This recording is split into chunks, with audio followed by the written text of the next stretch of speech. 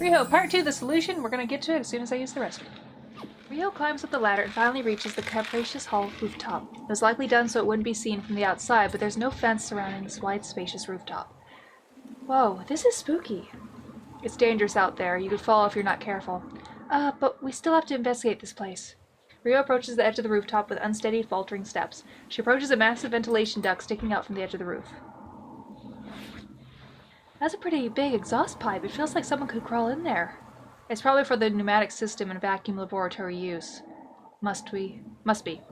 Yeah, and the killer probably used this. Huh? Manabe turns around and Riho points at the exhaust duct's port. There's something there that was definitely added in later. A machine part that looks like a pinwheel. It has something like a wire wrapped around it.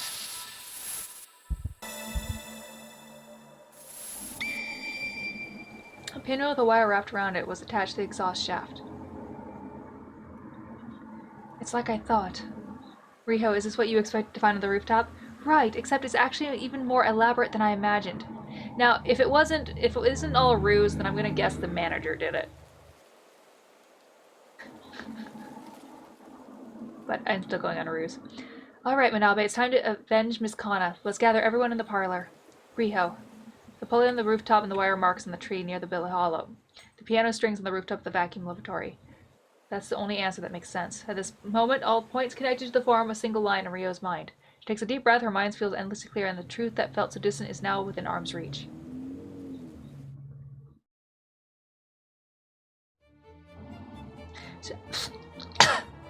Several hours later, as I choke.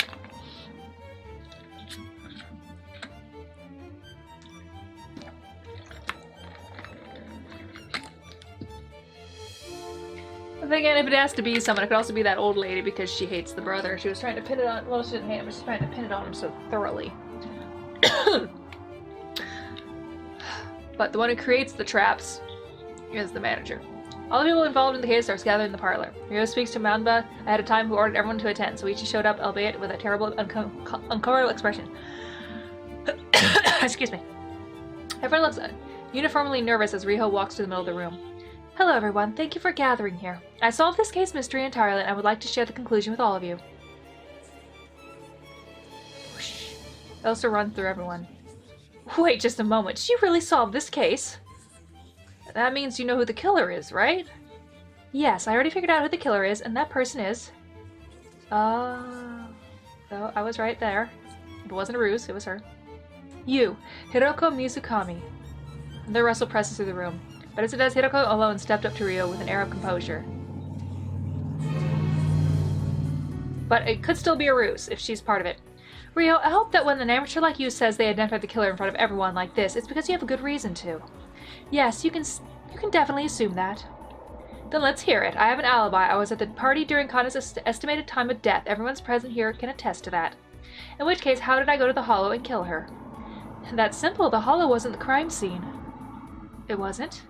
That's right. There's traces of that here in the estate, in other words.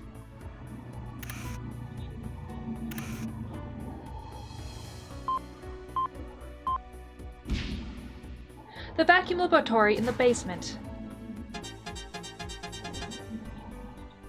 Vacuum laboratory? There's something like that in the estate? There's an emergency stop button inside the laboratory in case someone gets trapped inside, but someone broke it.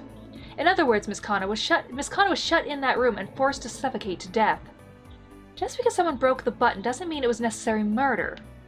Luminol reactions were discovered in that room as Kana scratched at her own throat out of suffocation, resulting in traces of blood. Really now, if the police found luminol reaction in the room, then the possibility is worth examining. Someone called Miss Kana to the vacuum laboratory, closed the door, and activated the vacuum device. All they had to do next was wait for the vacuum to form, so they only had to spend time on getting to the room and pressing the switch. In other words, all they needed is a short amount of time at that party. I understand so far, but do you have proof Miss Kana went to the room that night?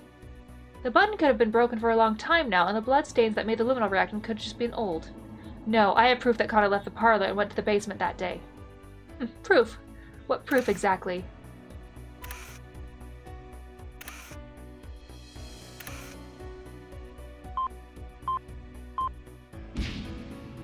Miss Kana didn't leave the party through the entrance.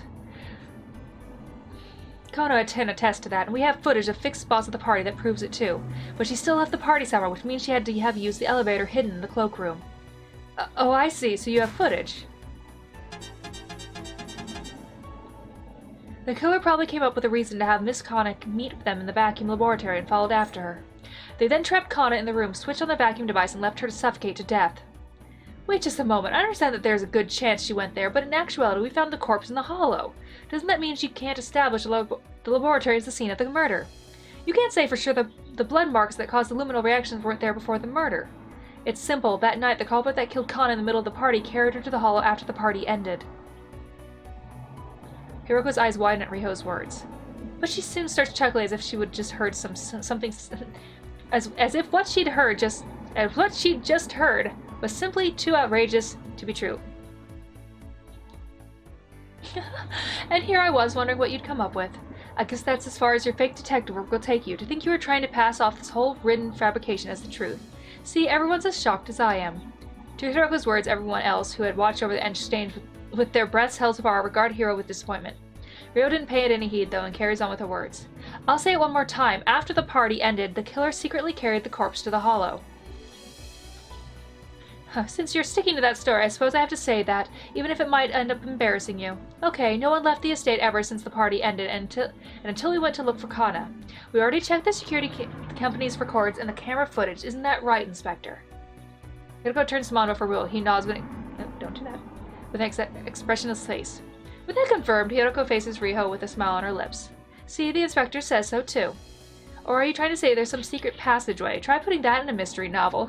The readers will complain to no end. No, of course there's no secret passageway. The killer used a certain trick to carry the body away. And that trick is...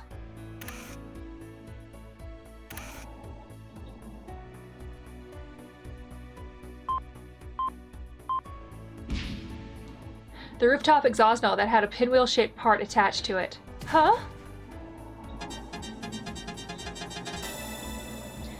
Hiroko can't help but suppress an exclamation of surprise. And the way she did serves as definite proof for everyone else present, even if they didn't quite understand what Riho was getting at. There's a significant difference in elevation between the Caprius Hall and the hollow we discovered the corpse in. The killer took advantage of that. They had piano strings serve as a ropeway, employing a pulley to move the corpse to the hollow. Then they pretended to look for Miss Kana with the rest of us, all the while pushing the corpse to the hollow along the side road, and then screamed. As a result, they moved the corpse to the hollow without leaving the estate. In other words, the only one who could do it, the only person who could do it was the first person who discovered the corpse. You, Hiroko. Everyone else stirs once again. Their gazes then turn cold. But even so, Hiroko still tries to offer a final bit of resistance. Wait, if that's true, the piano strings would have stayed at the scene, wouldn't they? It doesn't matter how you cut them. Some strings wouldn't stay. If the strings were drawn all the way to the estate, the police would have found them. That's what the pinwheel set in the exhaust duct was there for. It reeled back the string, collecting it. The piano strings were tied to the other end, after all. There were signs that the trees in the crime scene were chafed by something. So one end of the strings was tied to the hollows, and the other was to the capacious hall's rooftop, at the pinwheels in the exhaust duct. And they had to do was cut the strings of the hollow. The device exhaust would then spin the pinwheel, automatically reeling the strings back. That's... Hiroko, just give up already. You thought no one could get into the rooftop and planned too quietly... You thought no one could get into the rooftop and planned to quietly collect everything from the rooftop once the police were gone. But when we figured out how to get to the rooftop, you'd have already lost. Yes, so it seems. But is it a ruse?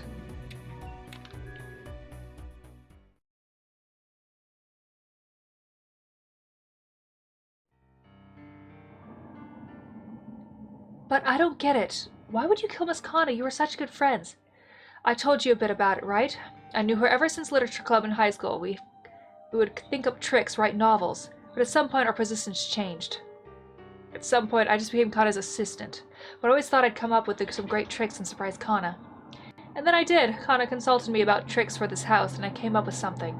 And when I did, I wanted to put it to use, and I wanted to surprise Kana with it first and foremost. That was why? That was your reason? But no, maybe I was just jealous of Kana the whole time.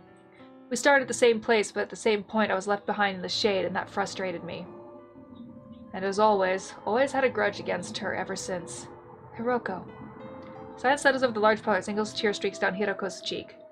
If this was a mystery novel, this would be the last scene, after all. There's a detective right around the corner. I only figured out this trick because there was evidence left behind in the hollow and the rooftop. I think this trick's flaw is that it's hard to get rid of the tools you used for it. With such a large machine on the roof, getting rid of the tools without anybody noticing is difficult. But only people who know about the tricks in the bathroom can get to the rooftop. But put another way, if someone were to find the proof of the rooftop, they'd know only those who knew how to get there could be the killer. And since the killer wouldn't assume anyone could get there, they'd carelessly leave fingerprints on the tools. Right, that's exactly right. When I came up with the trick, I was absolutely positive sure no one knew, but it turns out I failed. Actually, I wasn't the only one who knew about that trick. Actually, I wasn't the only one who knew about this trick? Huh? Riho took out a notebook. It was the one she took out of Connor's room earlier. That's a trick notebook. It's an idea notebook Miss Connor wrote when she was still alive. Read it. This is Connor and I thought of this one in high school. I can't believe it. She actually kept it written down like it's important. Hugo reads it fixedly, taking in every single page, and her hand stopped upon reaching the final page. The trick on that final page, it's... Yes, I think Miss Connor thought of this one of her own, and don't you think it's very similar to this trick? A method to carry a body over distance without leaving the building, creating a line from the roof, using rope to carry a corpse. This is... Right, the actual tool of the murder method aren't written here, but overall it's almost identical. And at the end of this page, there's a comment from Miss Connor. To perform this, one must recreate a situation where no one enters the rooftop. That's because all proof would be there, making it too easy to deduce the trick. Ugh. Kana. So she knew everything about this trick I came up with, everything down to its flaws. More tears roll down Hiroko's cheeks. They flow unabated, forming smudges on the notebook, and eventually... Hiroko raises her voice in what can only be described as a howl. Manba gently taps her on the shoulder, patiently waiting for her to get to her feet. I was hoping it'd be a ruse.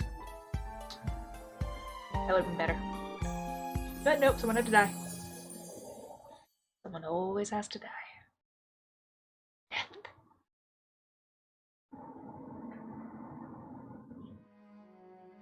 Riho and Manabe leave the capacious hall behind, looking up at it one last time. The building strikes them as somehow extremely desolate. In the end, what was the howl we heard during the night of the murder? Oh, that time when I told you it was Kanayago and you got scared? Stop editing your memories like that. You were the one who got scared. Anyway, I think what I know what it was now. That growling was the sound of the vacuum device operating. It was? Yeah, I thought it was the wind, but when we went out to look for Miss Kana, the air was calm and silent. In other words, we could only hear it inside this state. So that's what it was. Yeah. Miss Kana probably would have been sad to leave a novel half-finished. If it was in that position, I'd like to leave work behind. Stop that. That's ominous. It's, just a thought. Stop thinking about when you'll die. You're gonna be a great actress that'll stay in the spotlight until you're at least 80 years old. Whoa, that sounds bothersome in its own way. Manabe. I'll become a great actress, good enough to make you admit how great I am. So please, stay by my side and support me until then. She bows. Riho jestingly bows her head. Manabe watches it over it warmly and bows her head in the same manner. Yes. Let's stay partners in the future, too. The two of them raise their heads, exchange gazes, and then look away awkwardly at the same time. Ahem. Now then, star actress, how about one last line to pull the curtains on this? Again? A great actress wouldn't complain here. Fine. And so we put the capacious hall behind us, but we were unaware of the next case that awaited us. What was that throw? It's like, to be continued next week. A serene breeze blows. It catches Rio's words and laughter, carrying them with it somewhere to the distance. And then in the next one, I think the two parties meet. I have to skip the movies because there's copyrighted music in some of these. Yay! We're now going to start part 4, where I think the two siblings reunite. We're not going to start it now because I'm only doing about one a day so I don't die. Though I might do some more later after I've taken one of the dogs home and checked on my food because I'm making brisket. Alright. Thanks for watching.